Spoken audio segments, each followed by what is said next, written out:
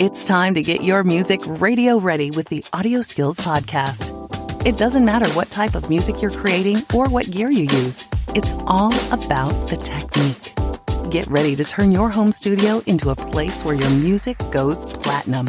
Now give it up for your host, Scott Hawksworth.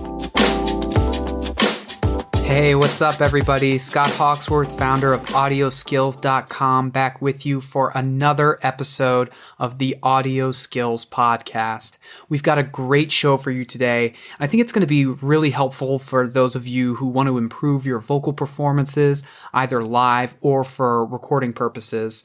And we're also going to learn a bit about Acapella. And to help me with all of this will be my lovely wife, Megan. But first, before we get to all of that, I wanted to share our audio tip of the week. On AudioSkills.com and our YouTube channel, I offer up tips and tutorials, but I want to make sure that you podcast listeners get some actionable takeaways to help you make better music. So this week's tip is a general recording tip. Now, when recording, one of the big things you want to avoid is recording too hot with too much signal.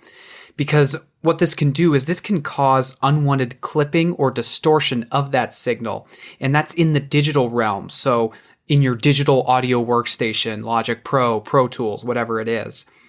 And you can get some really nasty distortion that is not pleasing when you record too hot and you clip. And that is digital clipping, and that's something that you want to avoid. So my tip is really quite simple. When recording digitally, in order to avoid recording too hot, there are two things you can do. First, whenever you're recording, you make sure that you watch your indicators. If you're using an audio interface, for example, many will have built-in lights that will blink if your signal is coming in too hot and clipping. There are other signals that are built into some audio interfaces out there. Also, you can look at your DAW, and if your signal is hitting the red, if you're looking at your meters and things are peaking in the red, then you know that you're recording too hot. In general, I like to aim for just touching the yellow part of that, but some people will go even lower and say, you know what, I don't even want to be in the yellow. That goes down to personal preference, of course. And the second thing that you can do, and again, this is assuming that you're using equipment that allows you to adjust your gain in the analog realm outside of your computer. And if you're using that equipment, then I always like to follow a simple two-step rule for setting my gain, setting my levels. So when I'm working with a microphone, I'll go to my audio interface and I will turn it up to where I think it's as loud as I feel is safe before it is clipping. And then my second move will be to then turn it down just slightly below that point. So turn it up to where you think it's, just loud enough, but definitely not clipping, and then turn it down some, just a little bit below that point. And I don't want to give you any specific numbers or anything because, of course, every piece of equipment is different. But this way, you're going to ensure that you're in no danger of clipping. And it's something that once you get the hang of it, you'll really never have to worry about setting proper gain levels when recording again. And remember, it's easy to add extra gain in the mixing stage if you need to. It's a lot more difficult and unpleasant to try to bring something down that was simply recorded too hot. So, okay, that's my tip of the week for audio skills. And now we're going to switch gears and we're going to talk about singing and acapella. I am pleased to introduce my wife, Megan. Hey, everyone. Megan, how are you doing this evening? I'm doing well, thanks. Excellent. And I know after this, you're going to be cooking dinner for us. What are we having tonight? We are having an orzo dish with broccoli. All right, excellent. I'm a lucky man because my wife is a great cook. So, okay, now let's get started with some questions here. And my first question is, can you just tell us a little bit about your experience in music? You've been making music for a long time, so. Sure. I'm just like you said now, I've been in music for most of my life. It all started, I'd say, in fourth grade when I began in band. I wanted to start out on the saxophone, but to do that, you had to start with the clarinet. So that's where I began. And I played the clarinet. I still play it to this day, less frequently now that I've graduated from school, but I played in band, and then in college I played in marching band. I started singing in junior high, and I started taking piano lessons in high school. And then once I got to college, I did, like as I mentioned a few minutes ago, marching band at Northwestern University. And I also joined an acapella group in my music sorority that I still sing with a lot of those friends from that group now, even after we've graduated.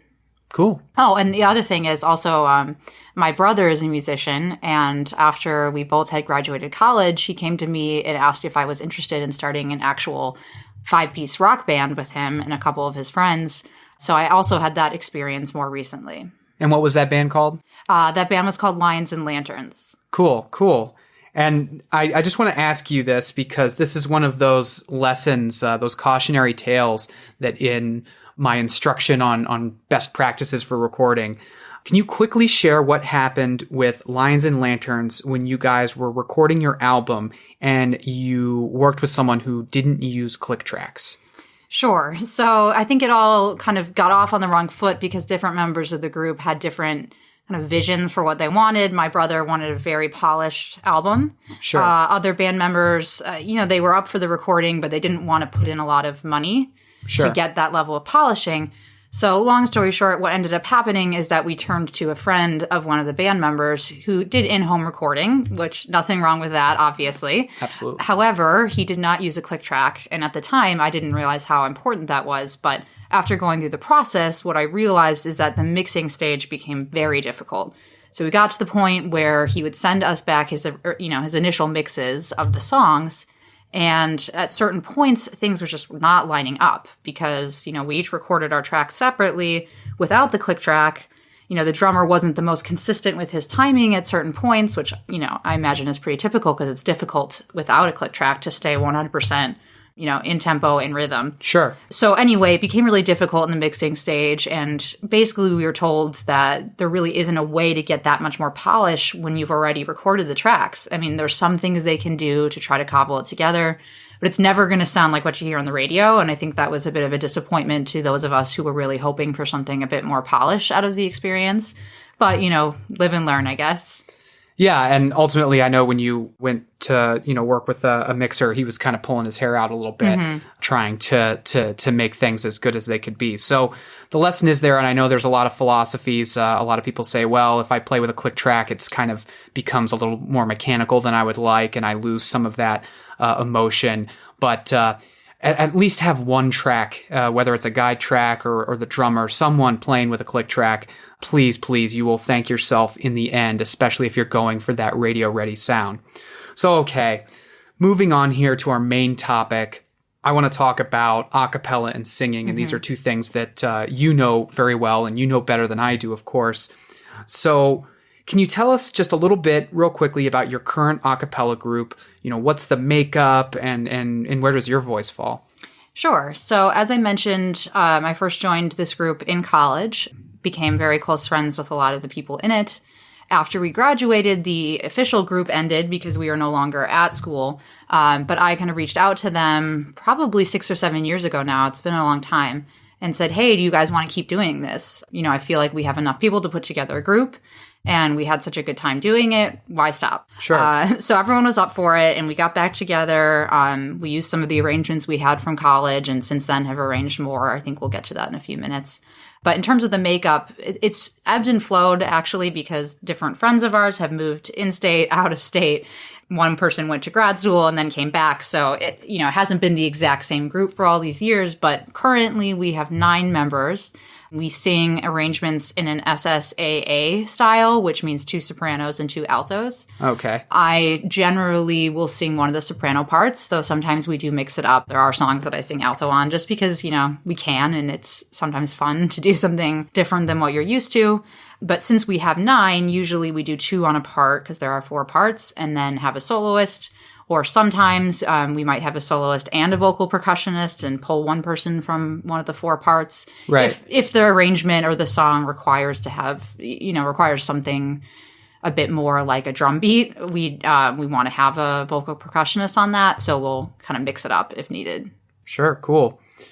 So kind of getting into singing here, when it comes to singing well, and again, this can be really helpful too if you're trying to record a vocal. I think technique is important. So what kind of singing technique advice would you offer to vocalists for getting the best performance, whether it's, on stage or just for, in their home studio or something? So this may seem like an odd place to start, but I think it's important to define what you mean by good performance, good singing, because how I define that is enjoyable to listen to. Sure. Which I know it sounds a little weird to start there, but the reason I do is because when you think about what is enjoyable about vocal performance, then you can start to kind of put together the pieces that build, that make that up, that build that.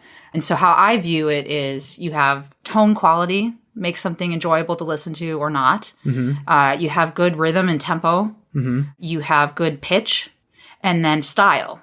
You want to be singing in a way in the style of the song that you're trying to achieve.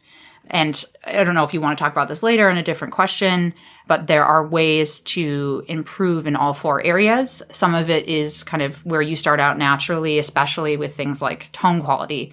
I mean, there is a biological element of that. We all just have different voices naturally. Mm-hmm. But there are, the other thing I think that's more inherent to each of us to start out with is what style is most in our comfort zone. I would say my comfort zone style is in a choral kind of arrangement. I'm not the first person to be singing a rock song or a soul song. That doesn't mean that you can't get better at those styles, though. And so we can talk in a few minutes about some tips for doing that, but I would be looking at those four areas if you're wanting to get a better vocal performance.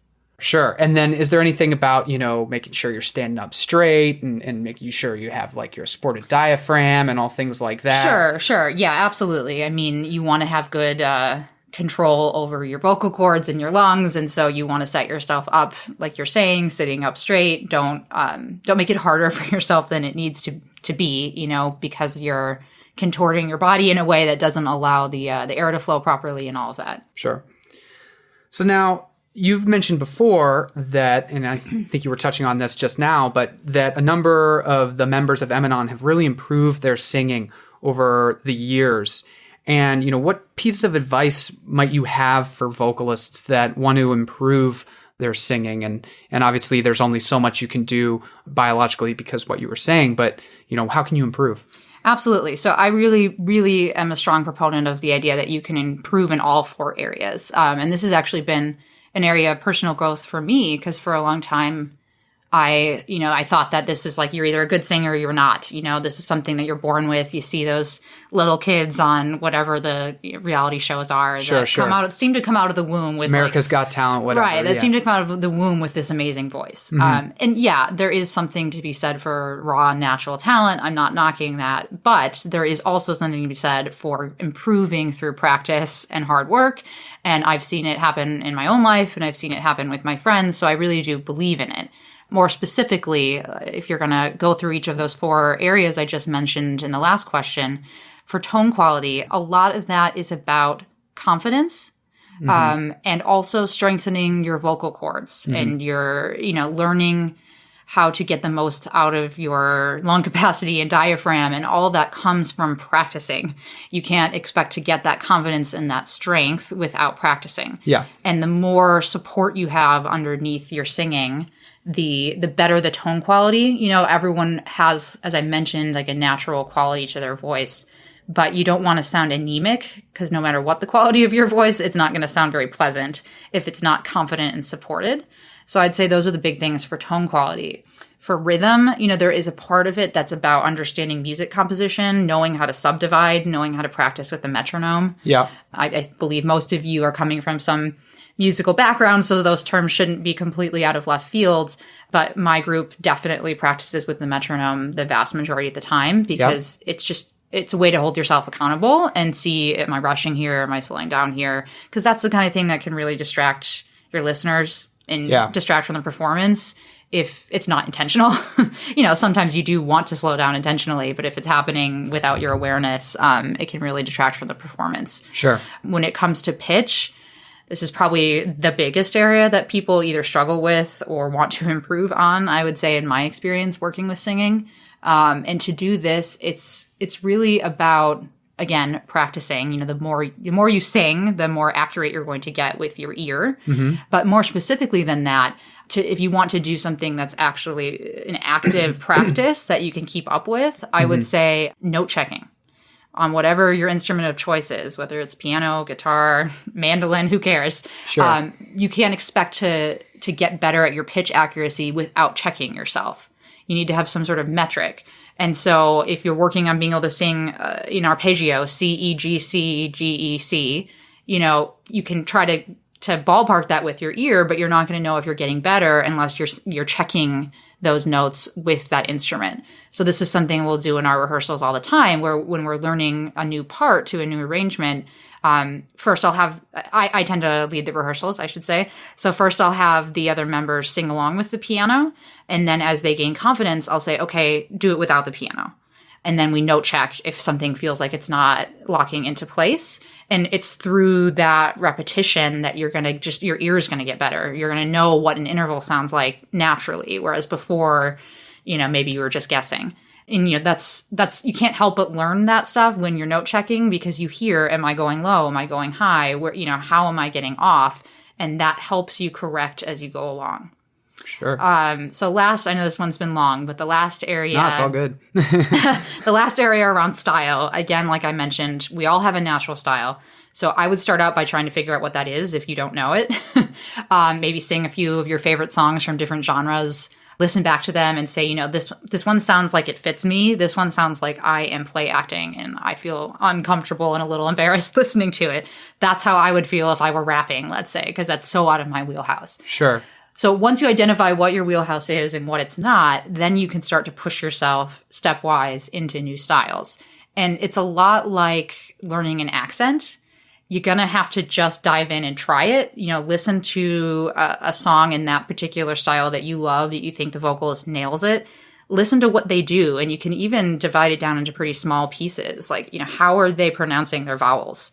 Maybe in the choral arrangements that are in my comfort zone, everything's very open, ohs and ahs. But that's not what happens in other styles of music. Sometimes things are clipped, they're nasal. I mean, these are the little details that you can really start to dig into if you want to accurately mimic different styles. And, at first it's going to feel unnatural, like I said, like you're pretending, play acting. You might even just cringe when you're listening back to it. But the more you practice and push yourself, the more it's going to become comfortable and natural for you.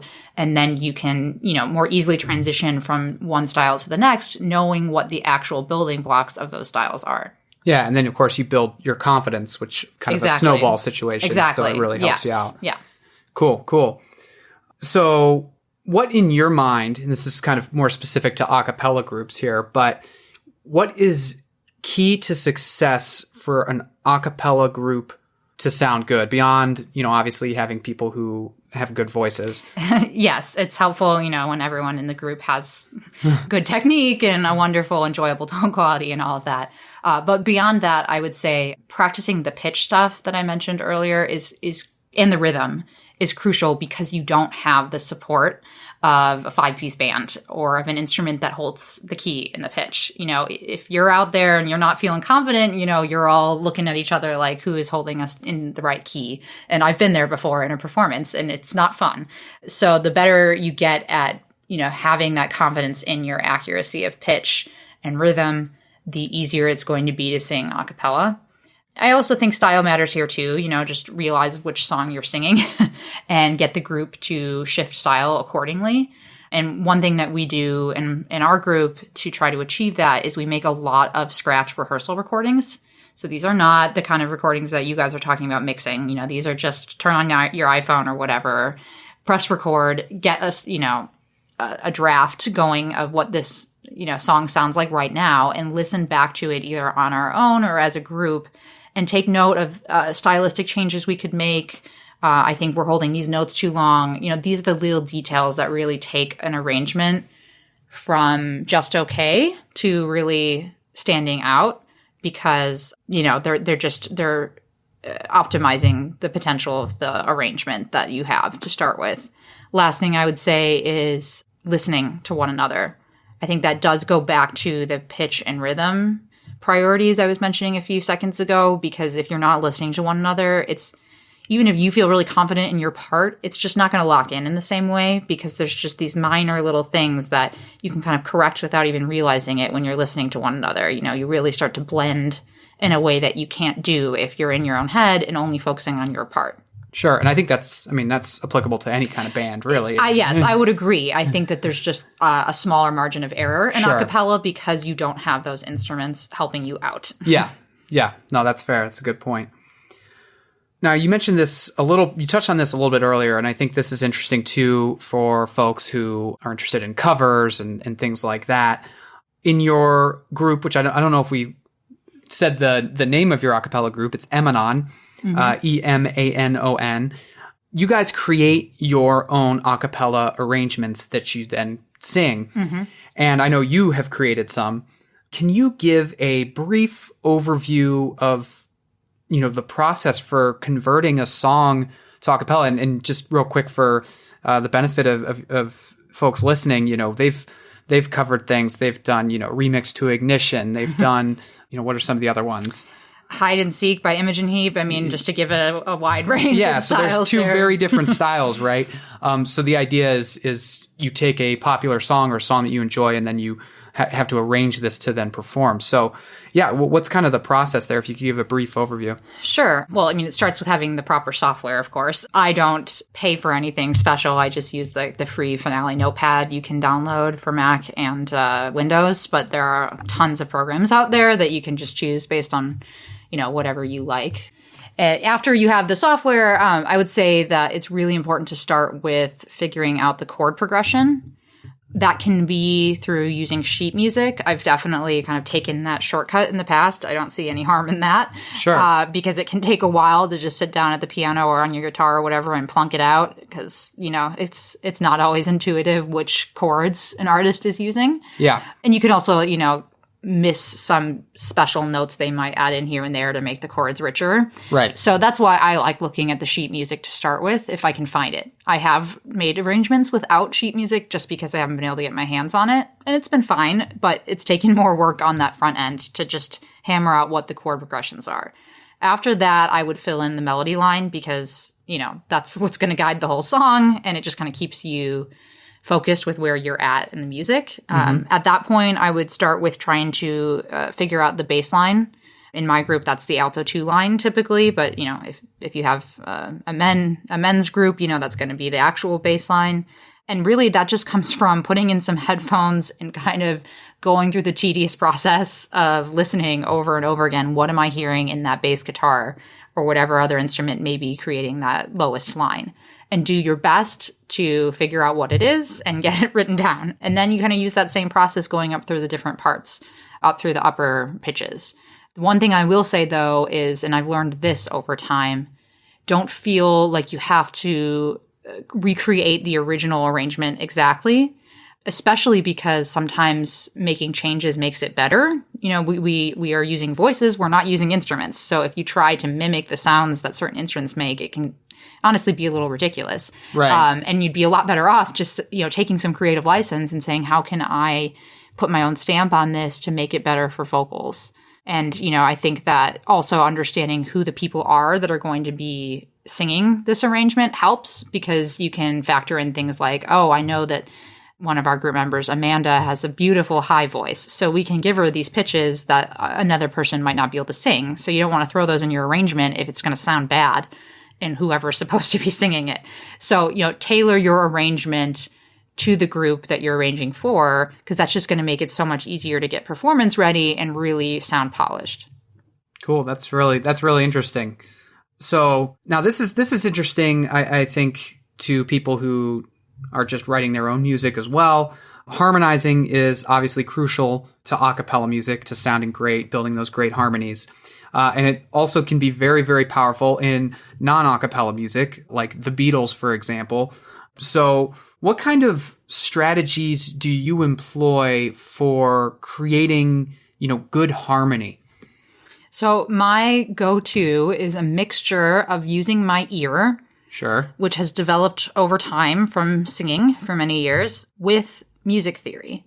So that, obviously requires that you have some background in music theory. I don't think you need to have a degree in it, but you need to have some basic idea of like, okay, this is a major chord, this is a minor chord, this interval is a third or a fourth, that kind of thing. Knowing what notes are in a key, knowing which notes are in a chord. Because when your ear is getting stuck, you can try some things out like, oh, maybe this would sound good, sing it back to yourself, see how it sounds. But if you're struggling to find what's going to sound good, what I will fall back on is the music theory. It's like, well, I know that we're in the key of G minor, and I know that this note's in that key. So what if we had this person, singing this note along with the melody? Try that out.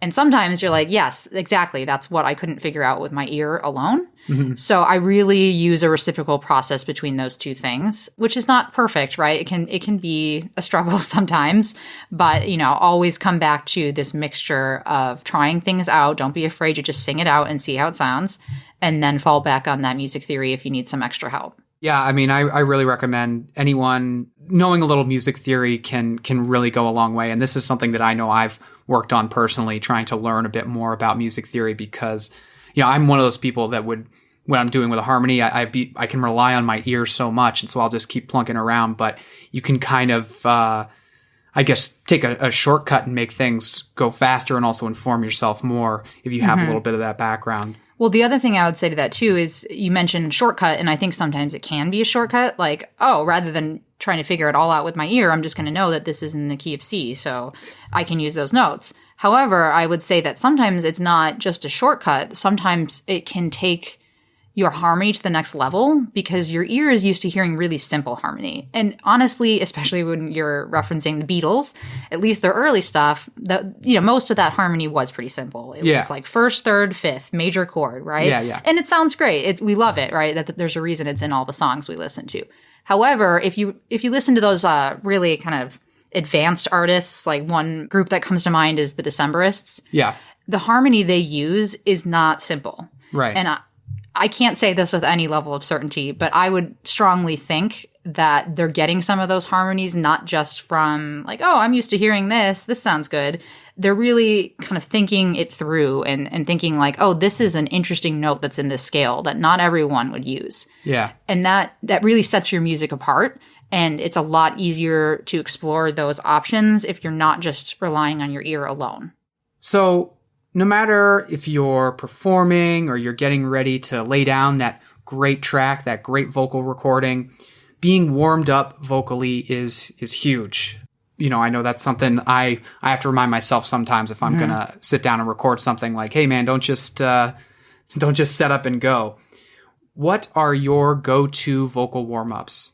So it's really important to make sure that you warm up your full range and start without stressing your voice a lot. So when I warm up our acapella group, I always start with these are women. So for us, like the comfortable middle range is around middle C. It's going to be different for men. But I start out with that comfortable middle range just to get us like very much initially warmed up. And then I'll take us downward the scale because for most people, going down is easier than going up. Sure. With your vocal cords. And then by that point, you're feeling a lot warmer, and then I'll take them up high. I don't spend tons and tons of time warming up, but we do basically those 3 little exercises. I usually use like arpeggios, things of that nature, just to get your vocal cords moving from one note to the next, getting comfortable with moving pitch to pitch in those 3 different parts of your vocal range. And that's usually good enough for most practices and performances.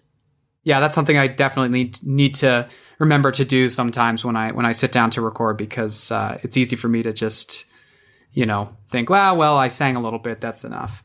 Mm-hmm. So you've played music in front of thousands of people in stadiums. You've marched around up at the Big House in Michigan. That's, 100,000 plus. You've sang in bands and in your acapella group. What is your best piece of advice for someone who wants to nail a performance? So I think the biggest thing is recognizing that performance is always going to feel different than practice. No matter how prepared you are, it's just a different beast. And you want to have some, what I would call muscle memory to fall back on.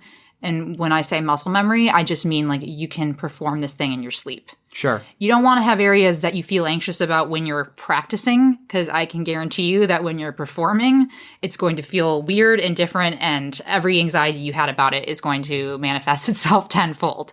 So you want to feel very comfortable in your practice, like I can do this thing backwards and forwards, because when that anxiety starts to pick up, or even if you want to call it, excitement, adrenaline. Yeah. Oh, yeah. When you're performing, that positive and negative spin on it, right? Whatever, you're going to have that adrenaline rush going when you're performing. And that does mess with our system in a way that we don't have when we're practicing. And so you do want some of that procedural memory to fall back on. In addition to that, I would say learning some anxiety regulation skills. There is a huge mental health component to this. I'm also revealing my bias here because I work in the field of mental health. Megan is a marital and family therapist. But I know for my own performance, this has been huge. I have really struggled with performance anxiety, but I have gotten a lot better over the years. And a lot of that is just knowing the strategies to talk yourself down. This is supposed to be fun. You don't have to be perfect. If you mess up, no one's going to remember really but you. All those kinds of things. Being able to say that to yourself and really believe it does make a difference in terms of, calming those jitters, being able to perform in the way that you can. Because we all hate that feeling of knowing that you could have done better. Sure. And feeling like the anxiety got in the way of that. So prepare yourself ahead of time with those different strategies and skills. And then, just take care of your body. If you're going to sing, don't drink dairy or eat dairy before your performance. Don't go out drinking and having a rager the night before and being hungover for your performance. Sure. I mean, these things are going to affect not only your mental health, but your physical health and thus your performance. So just, get enough sleep, take care of your body and your mind. And I think the practice that you've put in will translate into a good performance. Sure. And kind of to tie this, into if you were working in a home studio, nailing a performance is also important. And, when you hit that, when you've got that recording button on and you're trying to track and you're trying to get that great performance, anxiety can sometimes happen. And I encourage, people to use scratch tracks and things because, that's a nice, the pressure's off and things like that. But one of the best things is when you go in to really record a song is to be practiced and be confident with, whatever part you're working on, whether you're singing or playing or whatever it is, and then nail that performance and, make sure that you're taking care of yourself. If you are planning on recordings, the next morning, well, don't go out the night before and screaming at a bar, blowing out your voice. Yeah, and having a bunch of beers. Yeah. Or else you're not going to be able to do that. And especially if you're in a situation where you were, paying for studio time or something. So I think that's all really good advice to really take away, because any performance, being able to kind of control that anxiety and be as confident as you can is so key. And that's something that I still struggle with. There's been times where I'm like, oh man, I'm feeling so anxious. And if you kind of get in that spiral, that's where you start making big mistakes and then things go off the rails. You get so in your head that the things that you learned and practiced, start to go out the window. Yeah, exactly. So you want some strategies to calm that down and block that out so you can just have fun, because that's really the point of it. Yes. And be present in the music you're making, which can be really difficult once you hit that record button. And it takes practice. Yep. And the last thing is, don't put so much pressure on yourself. If you're trying to record a great track, don't say, oh, this has to be the absolute perfect thing, because that's going to be counterproductive. Well, Megan, I wanted to thank you so much for joining us today and really sharing your expertise and your experience with music and singing. There's a lot of great takeaways here, so thank you so much. Of course, no problem. And thank you guys for listening today and for joining us. And for more information about today's show, you can check out our show notes at audioskills.com/podcast and go out there and make some great music. Ready to go even deeper with your recording, mixing, and music production? We've got all the info and techniques you need in one place so you can turn it up. Go to AudioSkills.com and access a huge library of video tutorials and private workshops so you make progress even faster. Come back next week for a brand new episode of the AudioSkills Podcast.